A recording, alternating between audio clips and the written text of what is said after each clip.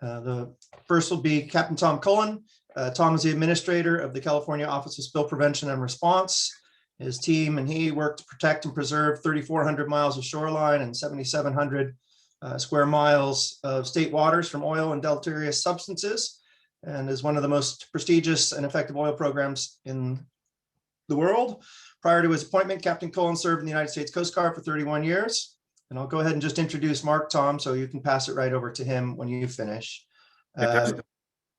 Yep, great. Mark Ross is the president of Chevron Shipping Company. Chevron Shipping is a global marine transportation subsidiary of Chevron Corporation, has approximately 2,000 employees worldwide. He's the chairman of the oil company's International Marine Forum and a director of the International Tanker Owners Pollution Federation and the U.S. Coast Guard Foundation. So welcome to both of you and thank you. Tom, take it away.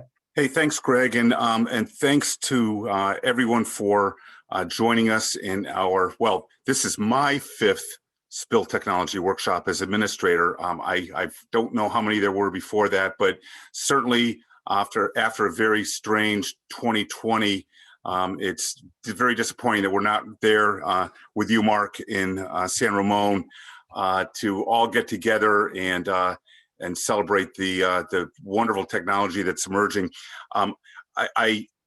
And emerging is a very accurate word, because I did a really quick little bit of research as I was playing with my new iPhone here. And this little thing in my pocket has nearly 12 billion transistors operating at a clock speed of about 3.1 gigahertz. And most of you may know it's got a 3D LiDAR imaging sensor on the back. You can render 3D images. 2 years ago, when we were in San Ramon, the newest iPhone was, I think, iPhone X or 10, whatever they call it. And it had half the number of transistors at only 6.9 billion. So it speaks to how quickly technology is advancing. And it is advancing in our space. Just this weekend, I was talking about technology that we heard about, drone technology at the Chevron OSPR workshop 2 years ago. And so I'm really excited looking at the agenda and hearing about the advances, because it helps us and our office meet the statutory mandate of providing best achievable technology to meet the bigger goal of best achievable protection of the state's resources. So I'm really excited about this. Wish we could be in person again. I do want to make a call out not only to Mark and his folks, particularly Maria Hartley, for all the work that they do in partnership with us, but my team. I'm going to give you just a quick list of names, but they've worked so hard, and I want to acknowledge them right up front. Ellen Farrow-Daniels, jumping in yet again when Annie Nelson, who normally would have this, had to be detailed to join about a dozen other OSPR folks to help in the statewide contact tracing, and she's still doing that, and we're very grateful for that.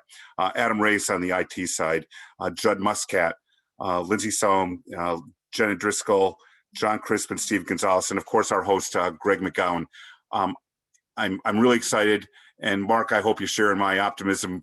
Wish again we could be together. So thanks, folks. Well, thank you, Greg, for the introduction. And Tom, it's nice to see you again, albeit virtually, unfortunately. No, I'd just like to say good morning, good afternoon, good evening to everyone, depending on where you are in the world right now. I hope you're all staying safe and well, despite the many challenges obviously posed by the pandemic. It's a pleasure for Chevron to co-sponsor this important event again, obviously together with OSPR.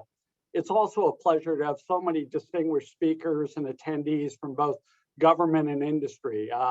When it comes to oil spills, close cooperation, joint exercises and drills, best practice sharing between government and industry are absolutely essential. Oil spill response technologies are actually a part of my family history. In 1980, my uncle started an environmental consulting firm focused on the control and mitigation of oil spills.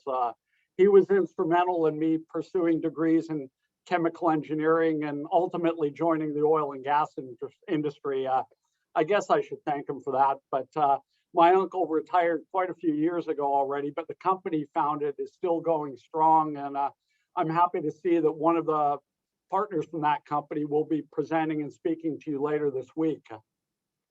Last March, as we started to understand the full impact of the pandemic, one of the first questions we had to address was how we'd respond in the event of an oil spill. As a board member, was previously mentioned for ITOP for over 10 years now, I'm updated regularly on every significant spill around the world. And I can assure you that oil spills didn't suddenly stop when COVID-19 appeared. I'm glad to see a speaker from ITOP is also on your agenda to discuss their experiences and the additional challenges associated with responding to oil spills during a pandemic. I'm very proud to report that my organization, Chevron Shipping Company, has not spilled a single drop of oil to water from any of our 30 operated tankers anywhere in the world in more than 15 years now. However, I also regret to report that just a few weeks ago, and Tom's very aware of this, our parent company, Chevron, did have firsthand experience, unfortunately, in responding to an oil spill during the pandemic when a leak from a pipeline at our Chevron Richmond refinery resulted in a diesel fuel and water mixture entering the San Francisco Bay. Quick action and close cooperation between Chevron, OSPR, the Coast Guard, and many other responding agencies were able to ensure the environmental impact of this spill was kept to an absolute minimum. However, this recent and very unfortunate event highlights and underscores the important work that all of you do. Oil spills, as we know, are low probability events, but the consequences of not being able to respond quickly and not having effective oil spill response technologies can turn these very low probability events into very, very high consequence incidents. In addition, we must never ever become complacent, and we must continually look to improve our capabilities in this area. I know you have a very busy schedule this morning, so I'll let you get on to business. But before I do, I'd like to sincerely thank all of the presenters and also all of those, and Tom mentioned many that helped organize this important event. So with that, I hope you have a very informative and productive workshop, and I look forward to listening to many of the presentations throughout the week. So thank you again, and back over to you, Greg.